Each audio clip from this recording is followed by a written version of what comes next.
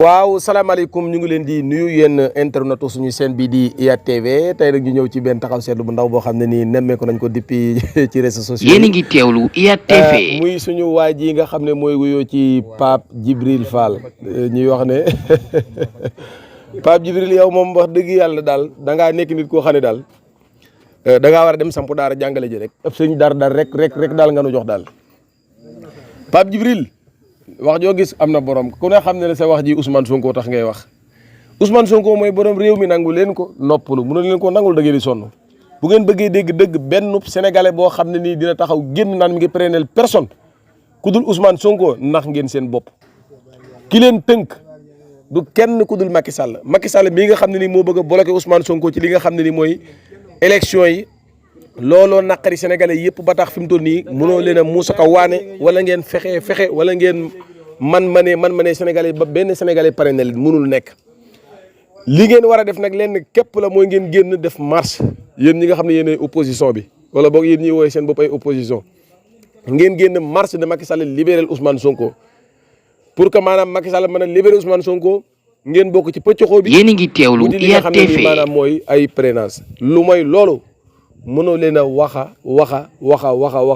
ba benn sénégalais péré na leen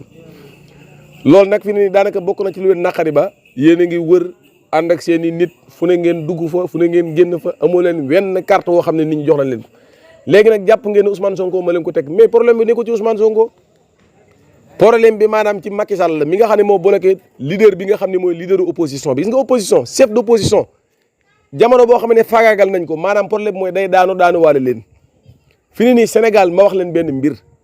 tant que yéen defoo leen marche yéen ñi nga xam ne yéen opposition bi ne Macky Sall libéral Ousmane Sonko parrainage moom bu leen ko xalaat maanaam da ngeen wër Sénégal ba dajal ay 4 voix ki 5 voix ngeen am te seen biir kër la lay génne kon ba leen caaxaan yeeg pomi waaw yow leader politique boo xam ne nii boo sañoon maanaam opposant boo xam ne boo sañoon kii nga xam ne nii mooy. moom la sénégalais yëpp considéré que mooy leaderu opposition bi ngeen di ñaan yàlla ñu faagagal ko ndax ngeen mën a jël réew mi da ngeen di nax seen bopp Ousmane Sonko day bokk kay ñu parrainel ko ba doyal su ko defee yéen ñi nga xam ne yéen a ànd ak nag yéen mbojo yi ñu mën leen a parrainel mais actuellement nii moom Seydina Ousmane Sonko la gaa yi topp seen i carte dañ ko denc seen i poste seen i waxande di xaar mu génn ñu parrainel ko lu dul loolu moom daanaka da ngeen di tàpp ngelaw rek. xam nga tàpp ngelaw xëy su suba lakk sab carburant fu ne nga dem fa wuti parrainage doo am dara te loolu ku ne xam ne daan metti nag moo tax gaaruwaale yi daanaka motu ko ci nday mbili gi du Sonko de Macky Sall la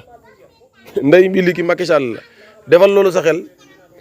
jaajëf waay Fall jaajëf Fall Pape Djibril noo ngi tuubaat bu baax nag jaajëf waay Fall